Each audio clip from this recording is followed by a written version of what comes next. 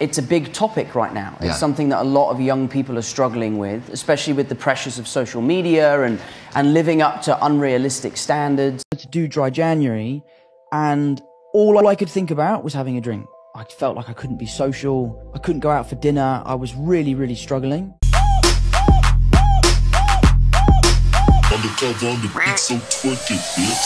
Bonjour, bonsoir tout le monde, je suis ravie de vous retrouver aujourd'hui pour une nouvelle vidéo qui est aujourd'hui consacrée au chouchou de l'Amérique, le chouchou des millennials comme on l'appelle. Il s'agit donc de Tom Holland. Il était quand même temps d'aborder ce cher Tom qui, comme je vous dis, fait pas mal parler de lui depuis la frénésie Spider-Man. Donc aujourd'hui il est temps de faire son portrait, mais avant de démarrer cette vidéo, je tiens à remercier chaleureusement notre partenaire du jour, CyberGhost VPN. Ça fait un an et demi environ que je travaille désormais avec eux et j'ai absolument aucun souci. Pour moi, ce VPN, il est adopté, il est validé, c'est pour ça que je vous le recommande encore. Mais petit récapitulatif pour ceux qui ne sauraient pas encore ce qu'est un VPN. Il s'agit d'un sorte de bouclier en ligne qui va vous permettre de masquer votre adresse IP, de chiffrer vos données personnelles, coordonnées bancaires, mots de passe, adresse mail, etc. et va vous permettre de rediriger tout votre trafic internet vers un tunnel sécurisé. Donc par exemple, quand vous vous connectez à un réseau Wi-Fi public type café, aéroport, chambre d'hôtel, vous devenez désormais invisible aux yeux des pirates et sites malveillants. Donc là, vous êtes complètement protégé, mais il n'y a pas que ces avantages-là que vous avez avec CyberGhost.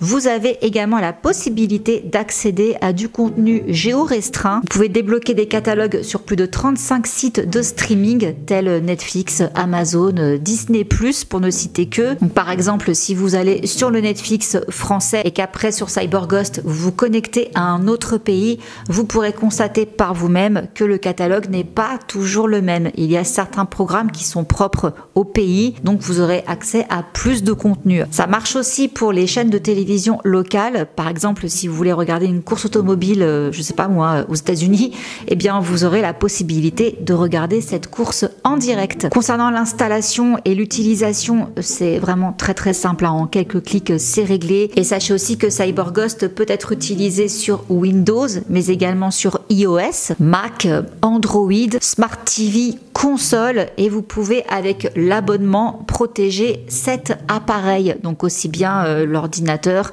que la tablette, que le portable, et vous pouvez en faire aussi bénéficier vos proches. Donc sachez qu'en ce moment, avec le lien que vous allez retrouver en barre de description mais également en commentaire épinglé, vous pouvez profiter de 83% de réduction et 4 mois gratuits, et ce pour la modique somme de 2 € par mois. Donc je vous invite à rejoindre les 38 millions d'utilisateurs. Oui, 38 millions quand même, c'est juste énorme. Et si jamais il y a le moindre problème, sachez qu'il y a une assistance technique disponible 24 heures sur 24 en français.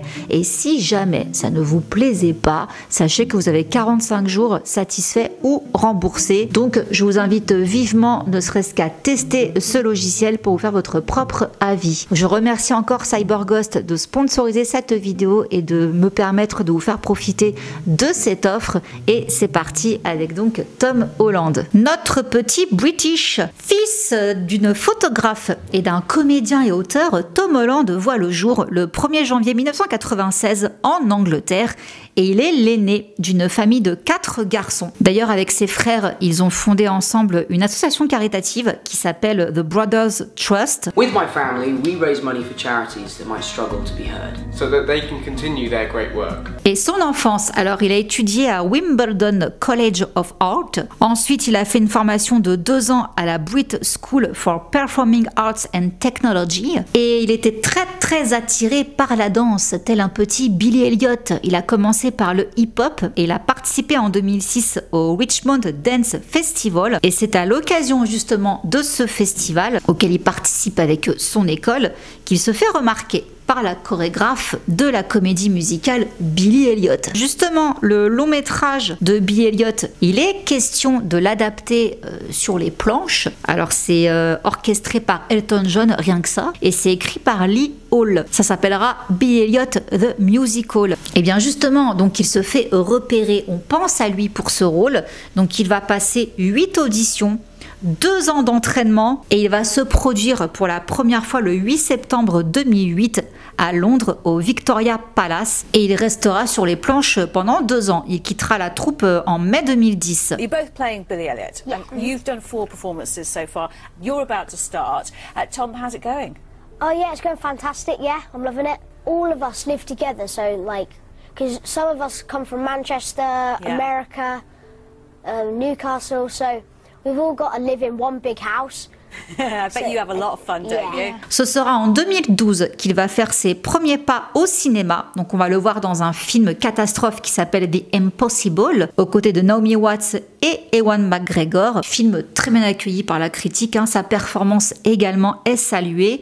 Il reçoit plusieurs prix, dont un Empire Award du meilleur espoir masculin, ainsi qu'un Young Artist Award de la meilleure prestation dans un film. Donc ça commence très bien sa carrière. En 2013, il est dans How I Live Now, maintenant c'est ma vie, et il enchaîne avec un thriller qui s'appelle Locke. Donc là, il enchaîne 2 films avant de rejoindre une mini-série qui s'appelle Dans l'ombre des Tudors. Il devient de plus en plus sollicité et en 2015, on le retrouve à l'affiche du nouveau film de Ron Howard. Ce sera pour le long métrage Au cœur de l'océan, aux côtés de Chris Hemsworth et Cillian Murphy. Histoire du film basé sur le célèbre récit Moby Dick. 2015, année du tournant, du grand tournant. Déjà, ça marchait bien.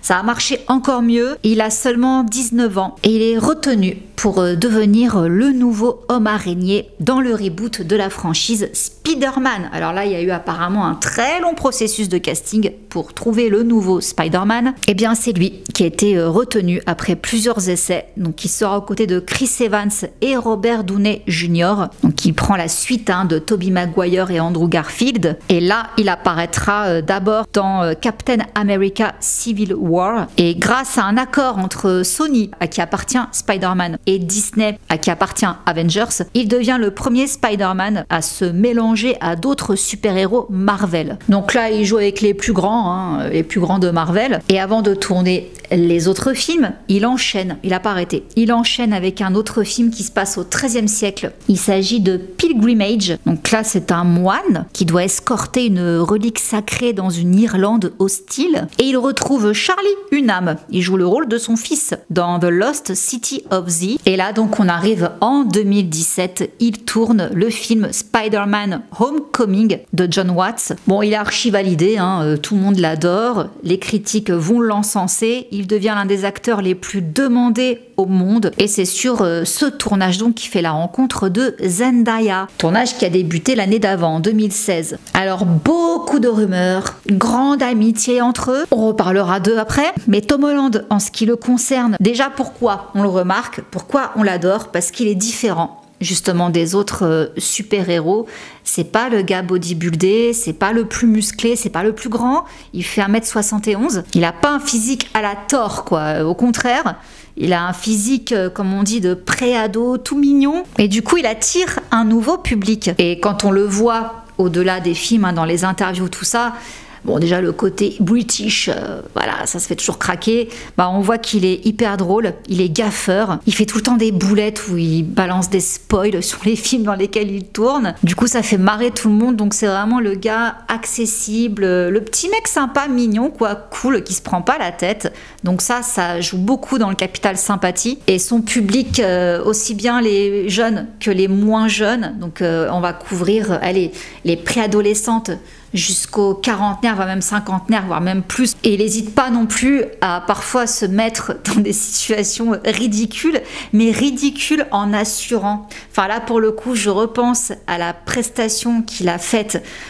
sur la chanson Umbrella de Rihanna. Il y avait Zendaya justement qui était là, qui le regardait et tout. J'ai rigolé quand j'ai vu ça, mais il est génial.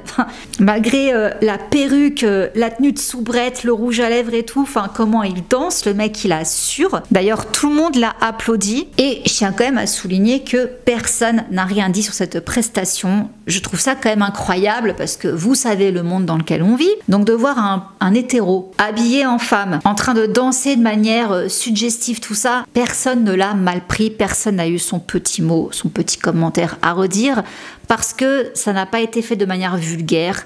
Ça n'a pas été fait de manière à sexualiser. Là, je vous dis vraiment les critiques de l'époque, tous les retours qu'il y a eu, moi, ça m'a fait rire, point barre.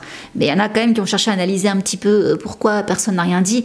Parce qu'il n'a pas fait une caricature de la femme, ni une sexualisation de la femme. Donc ça a été validé. Il se joue totalement des codes de genre et offre un spectacle digne des drag queens de RuPaul. Voilà ce que disaient les critiques de l'époque. Donc même quand il se tourne un peu en dérision, c'est bien pris. Tant mieux, parce que vous allez voir que ça va pas toujours être le cas et pour d'autres raisons en plus. Mais il continue donc les Marvel. On le retrouve dans Avengers Infinity War en 2018, également Avengers Endgame en 2019, puis Spider-Man Far From Home. Et concernant donc le personnage de Spider-Man, comme vous voulez, voici ce que déclare Tom. J'aime ce personnage plus que tout au monde. Il a changé ma vie. J'ai une relation avec mes fans qui est si merveilleuse. Je ne pourrais pas rêver mieux. Mais je veux faire ce qui est le mieux pour le personnage. Si le moment est venu pour moi de me retirer et que quelqu'un d'autre prenne la relève, je le ferai fièrement. J'aimerais voir un univers Spider-Man plus diversifié, ce qui serait vraiment excitant. Si je pouvais en faire partie, si je pouvais être le Iron Man du prochain jeune Spider-Man ou Spider-Woman, ce serait formidable. Mais pour l'instant, je ne pense qu'au personnage et à ce qui est le mieux pour Peter Parker. Alors, j'ai relevé une anecdote qui m'a fait rire. Je me suis dit, est-ce que je l'ai inclus ou pas dans mon script? Oui, parce que c'était trop fort. On est en février 2021. Donc, il y a le dernier Spider-Man qui est sorti, tout ça, voilà, ça cartonne. Il y a une super mauvaise pub, une polémique carrément qui va éclater en Inde. Mais sur un quiproquo, franchement, fallait le faire. On a un homme, un historien, qui s'appelle Tom Holland. Donc, son pseudo sur les réseaux, c'est @Holland. Tom. Il était en train de tailler, on va dire, le Premier ministre indien après qu'un stade de cricket a été renommé en son honneur. Donc voici ce que le type tweetait. « Je suis un grand admirateur de la modestie dont Modi, donc Premier ministre indien, a fait preuve en donnant son nom au plus grand stade de cricket au monde. » Donc il avait tweeté ça. La population indienne, les internautes indiens se sont indignés. Donc il y a eu de vives réactions, outrées des gens. Sauf que c'est Tom Holland, l'acteur, qui a tout pris à cause du nom du type. Il y a eu une confusion. Donc carrément, ils ont fait circuler, ils ont rendu viral en Inde le hashtag boycott Spider-Man. Et pour rappel quand même, ce pays, il a plus d'1 milliard d'habitants. Et voici ce qu'on pouvait donc lire. C'est une affaire interne à l'Inde. Nous allons vous donner une leçon de vie.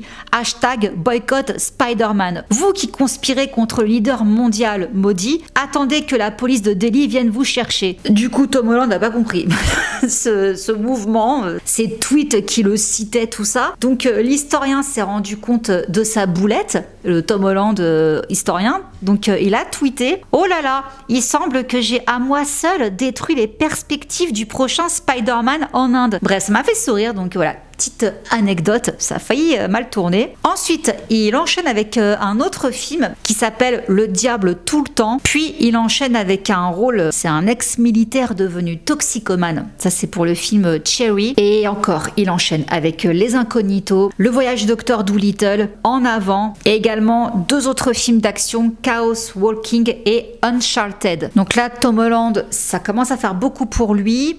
Il est dans le viseur des paparazzi, les fans, etc. Du coup, sa vie privée, pour qu'elle reste privée, ça devient très compliqué. Du coup, sa relation, sa grande amitié avec Zendaya Bon, on a compris, hein, c'est pas que de l'amitié, bah, il va se sentir un peu obligé d'officialiser les choses avec elle. Donc ça a été officiel le 19 novembre 2021 et voici donc ce qu'il déclarait: l'un des inconvénients de notre célébrité est que notre vie n'est plus quelque chose que nous contrôlons et ce moment qui ne devait être partagé qu'entre deux personnes qui s'aiment vraiment beaucoup est maintenant partagé avec le monde entier. Nous nous sommes sentis volés de notre intimité.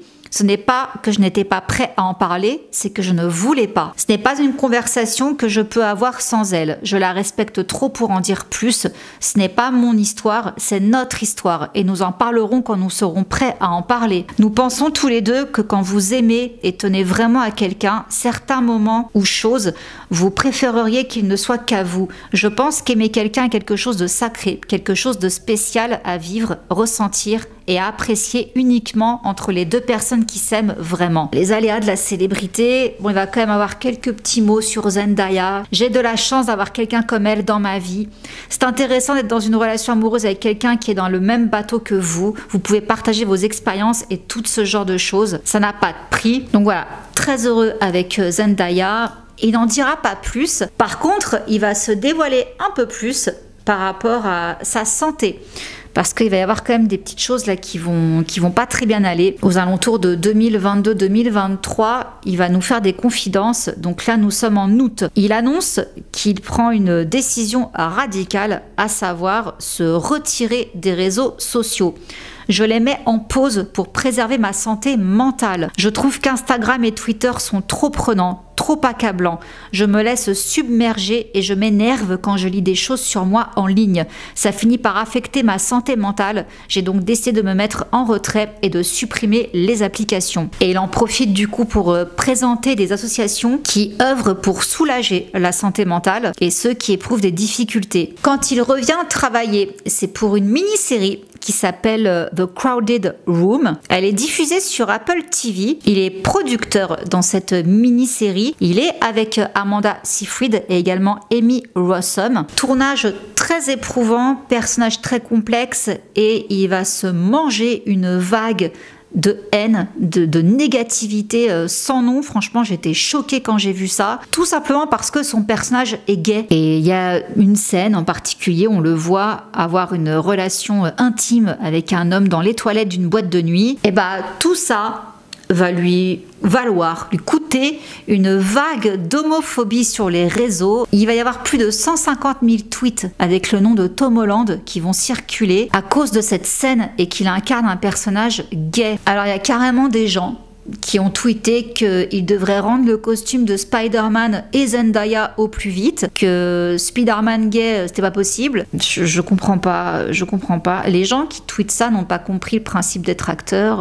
En fait, je comprends pas, quoi. Il n'y a pas d'excuse à des choses comme ça. Hein. Je sais pas, dites-moi ce que vous en pensez, mais c'est tellement débile. Et c'était pas le moment parce qu'en plus de ça, comme je vous disais, tournage très fatigant qui a eu des répercussions sur sa vie personnelle.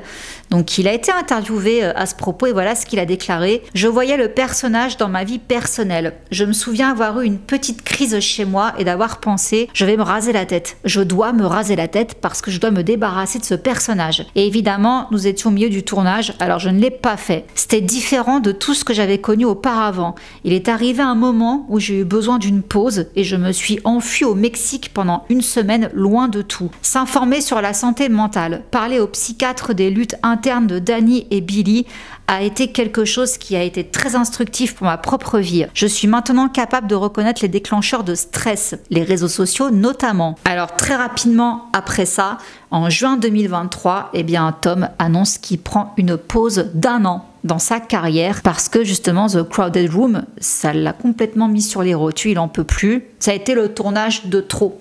On va dire, j'ai ressenti certaines émotions que je n'avais jamais vécues auparavant et en plus de cela, le fait d'être producteur, de gérer les problèmes quotidiens qui peuvent se poser sur un plateau a ajouté un niveau de pression supplémentaire. Bien que j'ai apprécié ce rôle, il m'a brisé. Je prends donc une année sabbatique et c'est le résultat de la difficulté de cette émission. J'achète des plantes et je fais de mon mieux pour les garder en vie. J'essaye juste d'être un gars ordinaire de Kingston et de me détendre. Je travaillais depuis l'âge de 11 ans et je n'avais pas eu de répit depuis. L'objectif, remettre de l'ordre dans ma vie, et on n'imagine pas à quel point cela est nécessaire. Exemple, dans l'interview, il déclare que ça fait 5 ans qu'il n'a pas payé ses factures d'eau. Pourquoi? Je pensais juste que l'eau était gratuite en Angleterre. Je ne savais pas que je devais le faire. Puis il a promis qu'il allait tout régler, quoi. Donc tellement qu'il était déconnecté avec tout ce qu'il faisait, payer de l'eau, facture d'eau, il savait pas, quoi. Petit exemple, c'était l'anecdote de l'interview. Bah c'est pas fini, hein. Les confidences continuent, car toujours été 2023, on va le retrouver dans un podcast qui s'appelle On Purpose. Et là, il parle de son combat contre l'addiction à l'alcool. Alors, qu'est-ce qui s'est passé? Fut une époque où il a essayé de faire le populaire Dry January, donc c'est comme nous le mois sans tabac, bah là c'était le janvier sans alcool. To do Dry January, and all I could think about was having a drink. I felt like I couldn't be social, I couldn't go out for dinner, I was really struggling, and I started to really worry that maybe I had an alcohol problem. So I decided that I would wait until my birthday, which is June 1st. I said to myself, if I can do 6 months without alcohol, then I can prove to myself that I don't have a problem. And I just sort of said to myself, like, why am I enslaved to this drink? And a lot of the time my answer would be to feel more comfortable in the social environment. Yeah. And would force myself to be there, I'd force myself to hang out and go to a club or go to a bar, go to a dinner. Yeah, and so you weren't avoiding those places. I was at the beginning because I didn't feel like I could go and not have a drink because of the stress of it. And it's honestly been the best thing I've ever done. I'm a year and a half into it now. It doesn't even cross my mind. Voilà. Et là, récemment, il s'est encore fait insulter le pauvre. Parce que tout le monde attendait des nouvelles du prochain Spider-Man. Sauf qu'à la place, le 6 février dernier, là, 2024, il a partagé une publication sur Instagram concernant donc son nouveau projet. Les gens n'ont pas été contents parce que non, c'est pas Spider-Man son prochain projet. C'est une pièce de Shakespeare et pas n'importe laquelle, s'il vous plaît.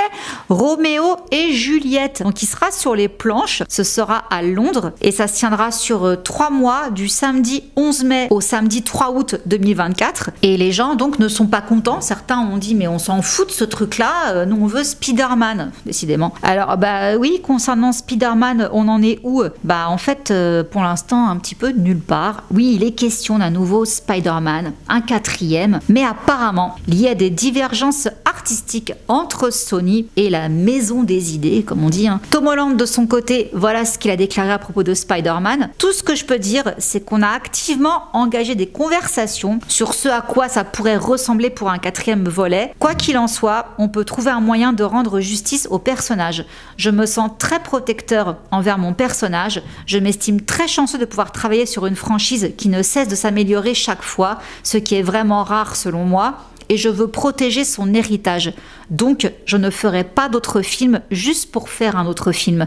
Il faut que ça en vaille vraiment la peine pour le personnage. Voilà, donc pour l'instant, c'est en stand-by, on ne sait pas. Et il y a un autre projet concernant Tom Holland qui est en stand-by depuis un petit moment. L'équipe se met doucement en place, mais alors là, ça sera, je pense, une tuerie, car il a été pris pour interpréter le rôle de Fred Astaire. Franchement, vu comment il danse, ça peut être une dinguerie. En plus, ouais, le physique, tout ça, je trouve que carrément.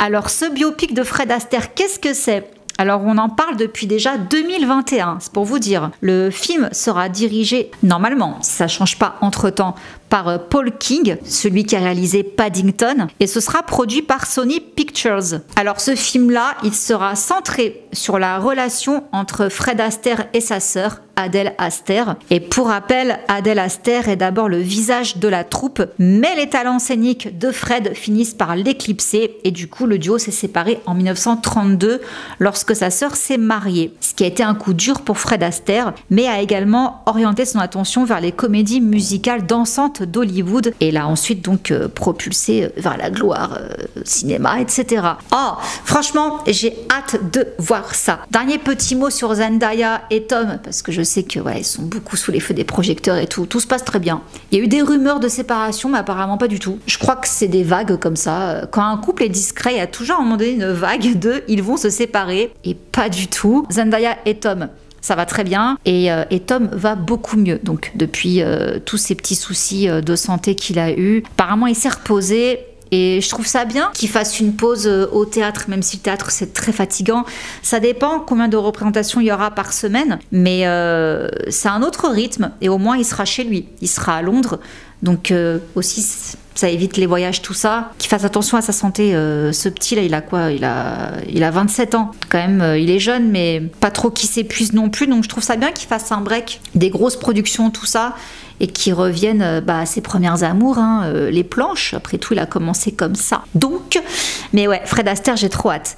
Ouais les amis, écoutez, j'espère que cette vidéo, ce portrait sur Chouchou Tom Holland, c'est comme ça que j'appelle Chouchou, vous aura fait plaisir. Je remercie encore CyberGhost d'avoir sponsorisé cette vidéo. N'oubliez pas de cliquer sur le lien en barre d'infos pour découvrir CyberGhost et profitez donc de la réduction des 83% et des 4 mois gratuits afin d'accéder à des contenus exclusifs et ce complètement de manière incognito. N'oubliez pas que vous avez 45 jours satisfaits ou remboursés, donc voilà, n'hésitez pas à le tester. Je vous dis à la semaine prochaine.